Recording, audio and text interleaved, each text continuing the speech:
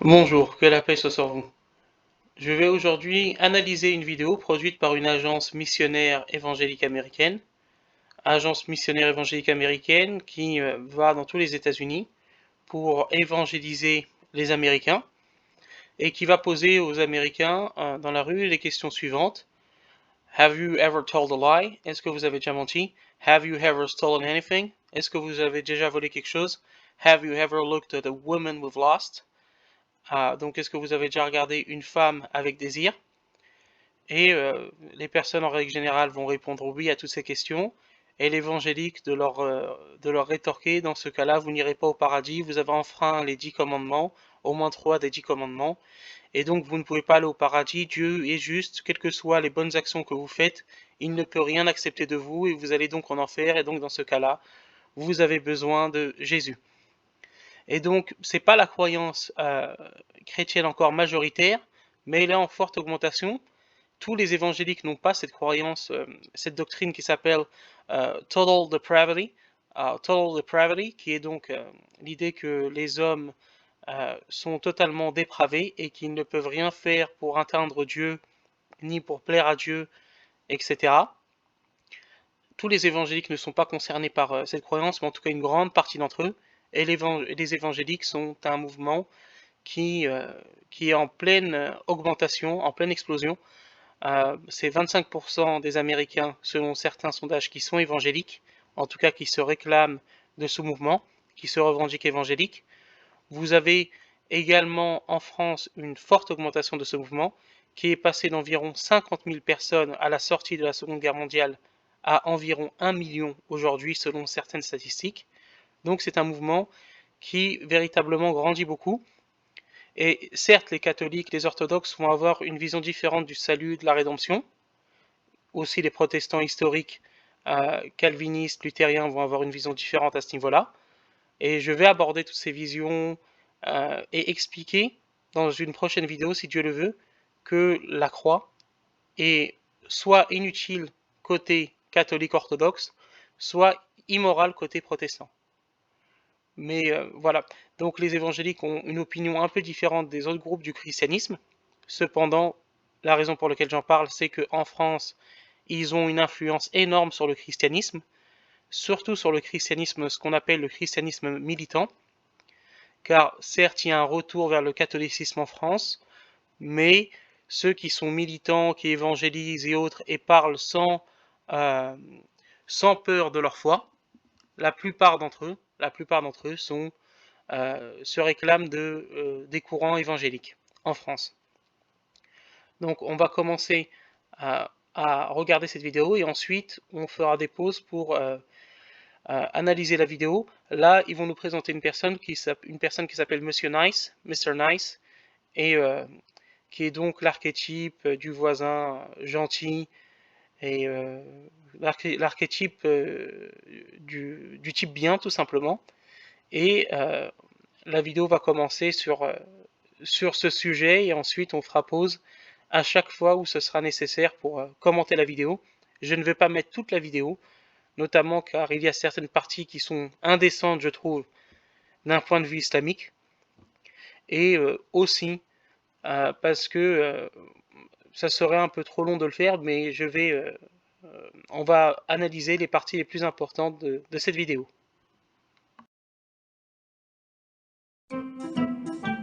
Meet Mr. Nice Guy.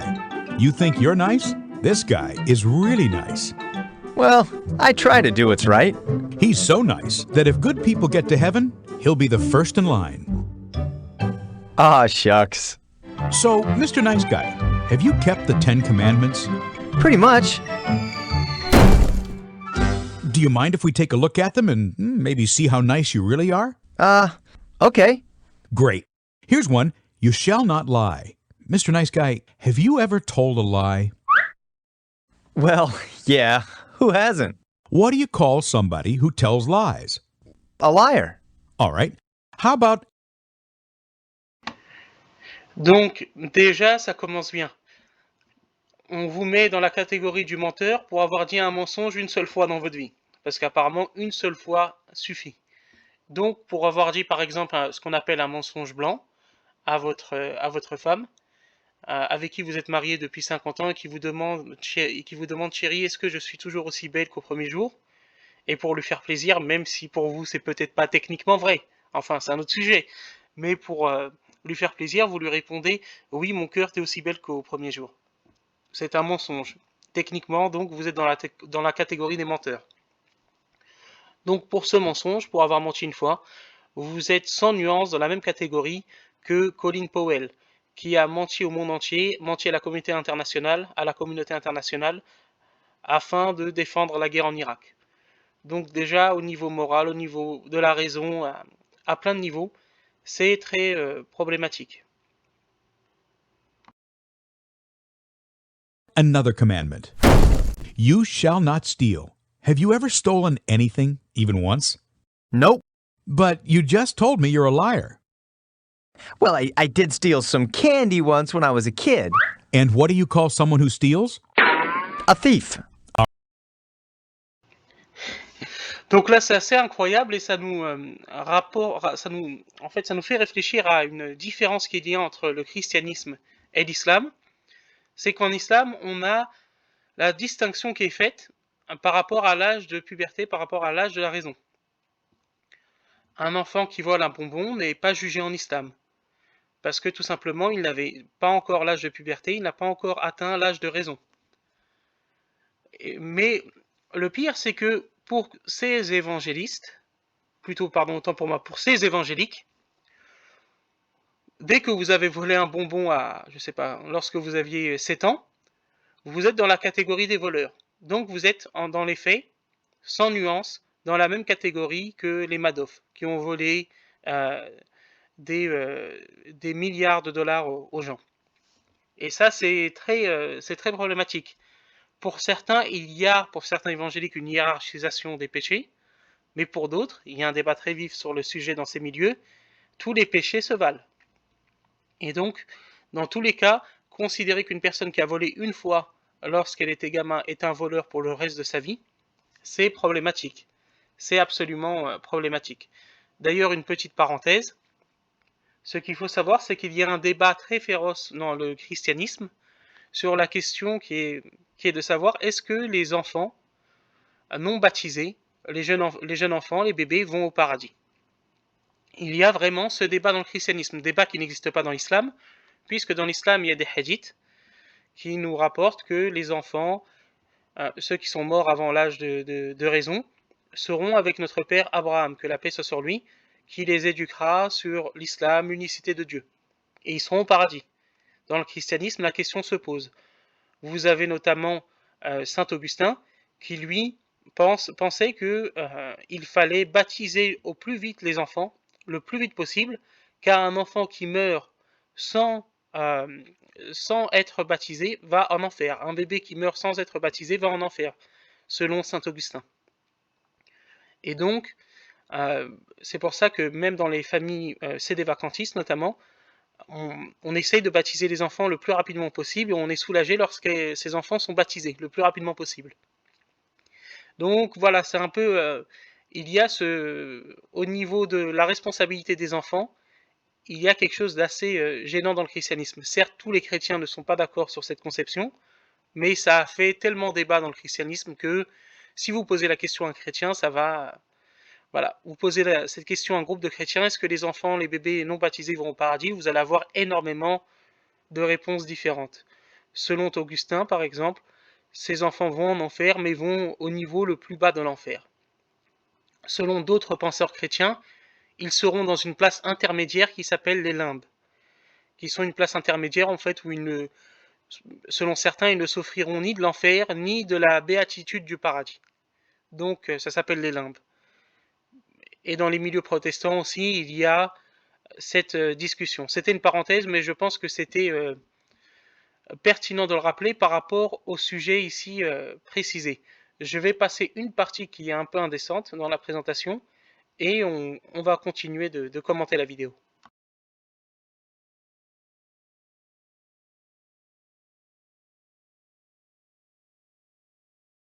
You've already committed adultery with her in your heart.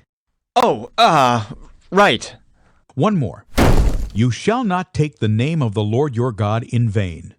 Have you ever used God's name to curse? Oh my! That, Mr. Nice Guy, is called blasphemy.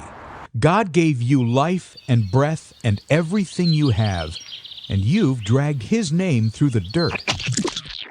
So, by your own admission, you're a liar, a thief, a blasphemer, and an adulterer at heart. And that's just 4 of the 10 Commandments.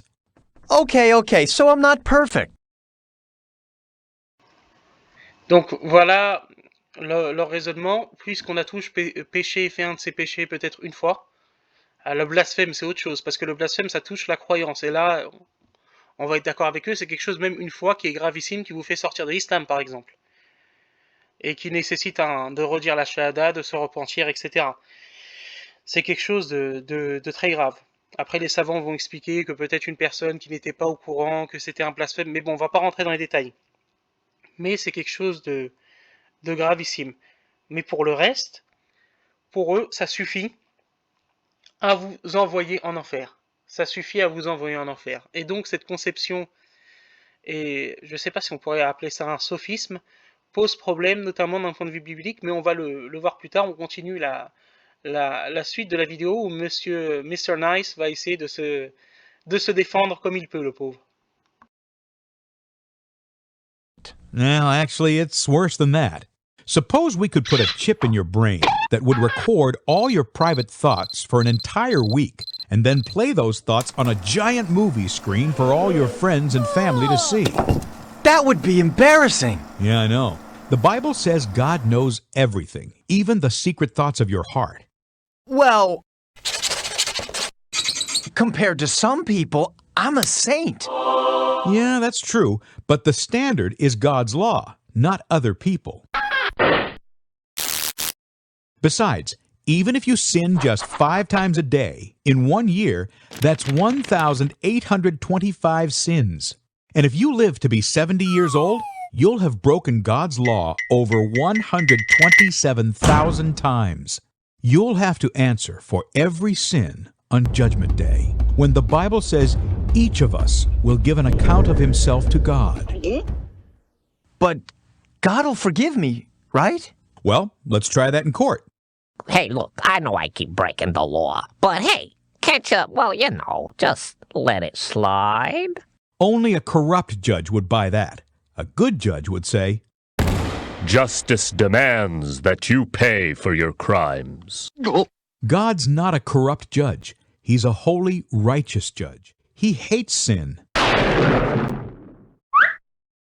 Jesus warned that on Judgment Day, everyone who had sinned against God would justly end up in a terrible place called hell, and there will be no escape for all eternity. Well, then, how can anybody get to heaven? Et donc, avant de passer à l'autre partie, là, ce qui est intéressant, c'est le développement fulgurant de la chose. On est passé de quelqu'un qui a dit un mensonge une fois dans sa vie, et la personne essaie de dire oui, mais si on calcule ses péchés juste 5 fois par jour, ça fait des montagnes de péchés, etc. Et donc, selon eux, Dieu, dans sa justice, ne pourrait pas pardonner cela. Cela voudrait dire que Dieu a changé, si on prend cette logique, et qu'il est devenu moins miséricordieux. Les chrétiens, en tout cas certains, ont l'habitude de voir l'Ancien Testament comme un livre de dureté, de punition, de châtiment, etc. Et le Nouveau Testament comme l'inverse. Mais si on prend dans l'Ancien Testament, notamment dans Ésaïe chapitre 1, verset 16, il est dit la chose suivante, « Lavez-vous, purifiez-vous, ôtez de devant mes yeux la méchanceté de vos actions, cessez de faire le mal, apprenez à faire le bien, recherchez la justice, protégez l'opprimé, faites droit à l'orphelin, défendez la veuve, venez et plaidons, dit l'Éternel. Si vos péchés sont comme le cramoisi, ils deviendront blancs comme la neige. S'ils sont rouges comme le pourpre, ils deviendront comme la laine. » Donc l'Éternel dit une chose simple dans la Bible. Vous avez fait des péchés, mais venez vers moi, faites le bien et je vous pardonnerai. Il ne leur a jamais dit non, quoi que vous fassiez, de toute façon, je ne veux même pas le regarder, vous êtes des pécheurs, quelles que soient les bonnes actions que vous faites, vous ne pouvez pas être pardonnés. Certains chrétiens vont me rétorquer, ça l'objection habituelle, oui, mais ça c'était dans l'Ancien Testament. Depuis, pour être sauvé, il ne suffit plus de venir vers le Seigneur Dieu Tout-Puissant, et de lui demander pardon et de faire des bonnes actions, il faut passer par Jésus. Mais est-ce que la nature humaine que vous dites touchée, souillée par le péché originel, est-ce qu'elle a changé entre l'époque d'Ésaïe et notre époque et l'époque du Nouveau Testament? Est-ce qu'elle a changé de nature? Pourquoi ce qui était techniquement possible à l'époque, être sauvé en croyant en Dieu et en obéissant à la loi, pourquoi d'un coup, au moment où selon vous Jésus apparaît, ce n'est plus possible? Il faut m'expliquer pourquoi. Qu'est-ce qui a changé dans la nature humaine entre les deux? Et cela voudrait dire que l'Ancien Testament est bien plus miséricordieux que le Nouveau Testament, ou en tout cas que votre vision du Nouveau Testament, que le christianisme.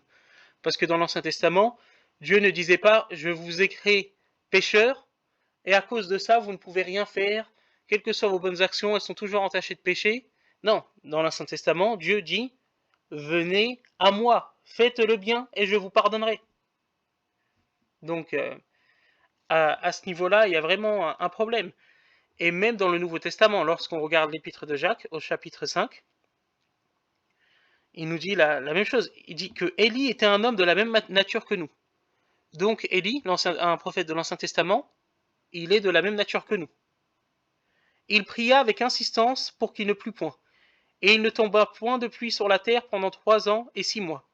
Puis il pria de nouveau, et le ciel donna de la pluie, et la terre produisit son fruit. À partir de ce moment-là, Élie, et pour vous les chrétiens, les prophètes de l'Ancien Testament, parfois pêchent, etc., donc ne sont pas parfaits pour vous, il n'y a que Jésus qui sont parfaits, mais pourtant cela n'a pas empêché l'Éternel d'écouter sa prière, d'entendre sa prière. Pourtant, selon votre logique, l'Éternel aurait dû lui dire t'es pas assez bon, t'as menti une fois à ta maman, t'as menti une fois à ta femme, t'as menti une fois à tes enfants, t'as volé un bonbon quand t'avais 5 ans, donc je ne t'écoute pas, je ne te pardonne pas, je ne te regarde pas. Si on suit la logique du christianisme, la logique chrétienne.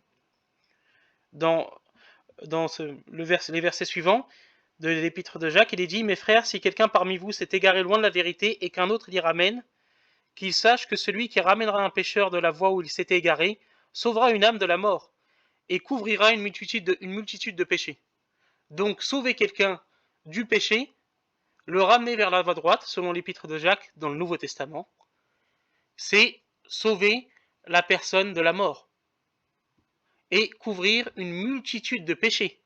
Donc le fait de faire des bonnes actions, selon l'Ancien Testament et le Nouveau Testament, suffit, lorsque c'est fait avec sincérité, pour couvrir, avec un repentir sincère, pour couvrir les mauvaises actions. Il n'y a pas cette idée que Dieu est un Dieu tellement juste que j'ai péché une fois dans ma vie, j'ai menti, j'ai volé un carambar, j'ai volé un disque de Papa Noël à 5 ans, je suis foutu, il va même plus me regarder. Ce n'est pas biblique. Cette doctrine, je suis désolé, amis chrétiens, elle vient de votre imagination. Vous avez créé un problème, on ne peut pas être pardonné, Dieu est trop parfait, il ne peut pas nous pardonner, pour essayer de créer une solution qui serait le sacrifice rédempteur du Christ. Mais je suis désolé de vous le dire, ce n'est pas biblique et ce n'est pas logique non plus. There's only one way. God loved the world so much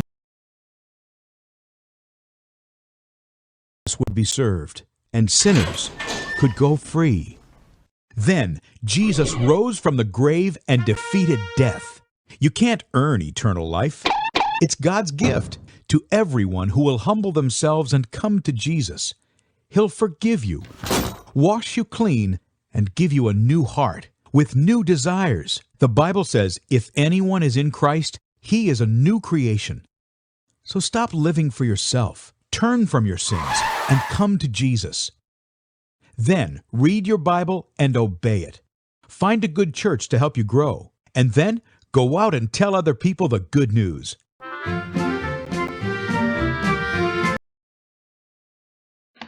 Donc c'est la fin de ce petit dessin animé.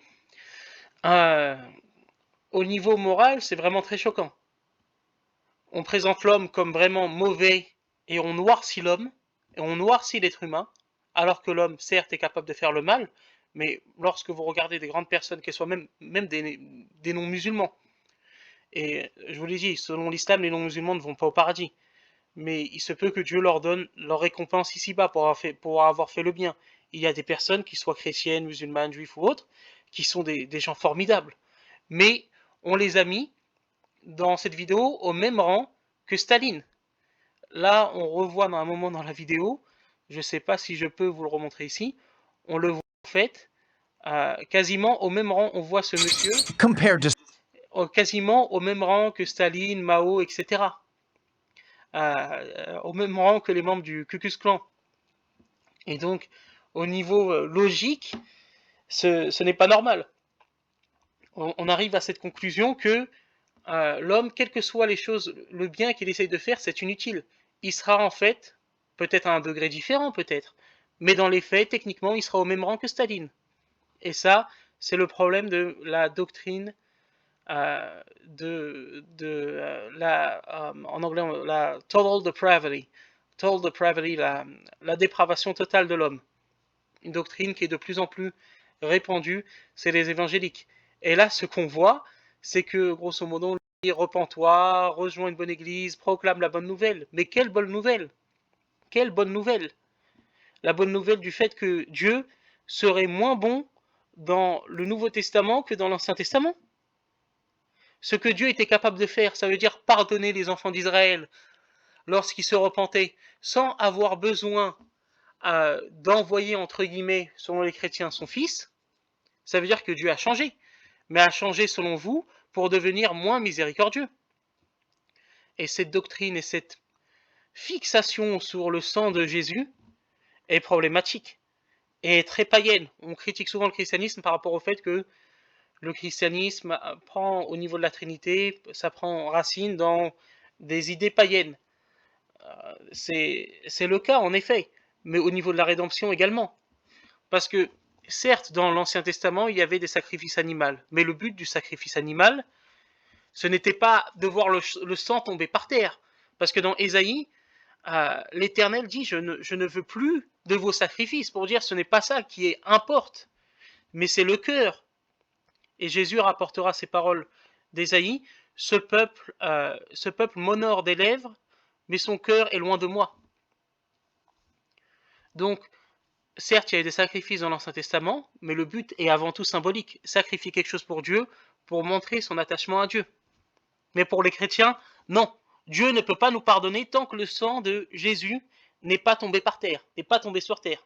Tant que son sang n'était pas tombé sur terre, on ne pouvait pas être pardonné. C'est problématique et c'est une logique assez païenne. On fait de Dieu d'une certaine manière un mathématicien qui, entre guillemets, ou un juriste qui attend que la clause du contrat soit signée pour pouvoir nous pardonner. Et comme le disait un frère anglophone qui a une chaîne qui s'appelle Blogging Theology, et qui lui a fait une vidéo pour dire qu'il n'y a pas de pardon des péchés dans le christianisme. En fait, ce qu'il y a, c'est un rachat. C'est Dieu qui rachète, selon eux, les péchés en donnant son Fils. Mais jamais il ne pardonne, puisque le pardon, c'est quelque chose de gratuit. C'est Dieu, et c'est de cela dont vient le terme miséricordieux. La miséricorde, c'est d'être compassionnel, de pardonner lorsqu'on est en capacité de punir. Le pardon des péchés, il est en islam. C'est Dieu qui est capable et qui est en droit de nous punir largement pour nos péchés, mais qui, par miséricorde, en voyant notre sincérité et en voyant notre faiblesse, nous pardonne. Dans le christianisme, c'est Dieu qui se paye à lui-même l'argent, parce que s'il ne pouvait pas se payer cette rançon, il ne pourrait pas nous pardonner, ce qui n'est pas logique.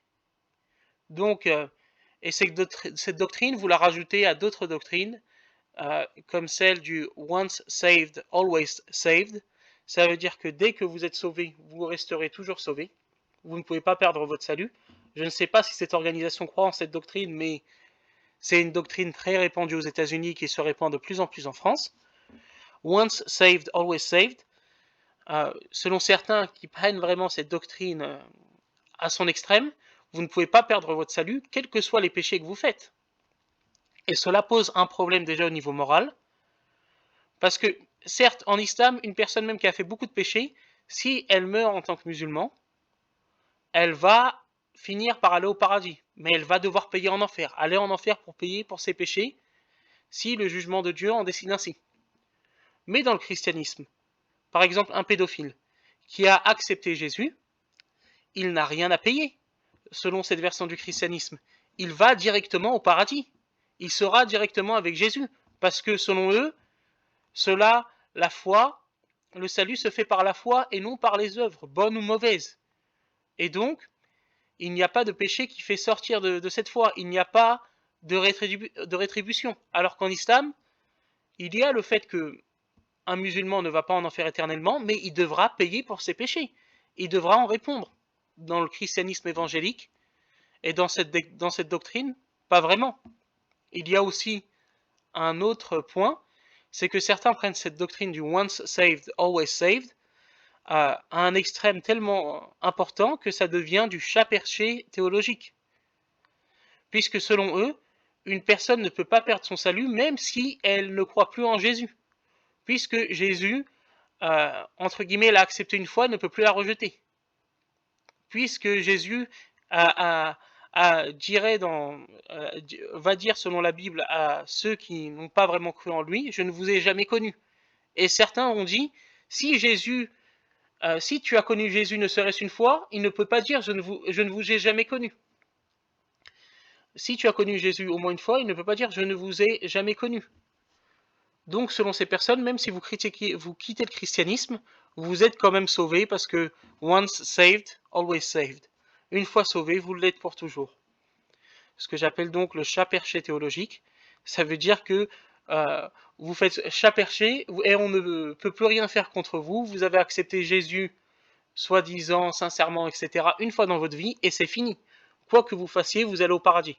Ce n'est pas bien sûr la doctrine de la rédemption chez le catholicisme, dans l'orthodoxie, dans le protestantisme historique, luthérien, calviniste, mais c'est le cas chez de plus en plus de chrétiens.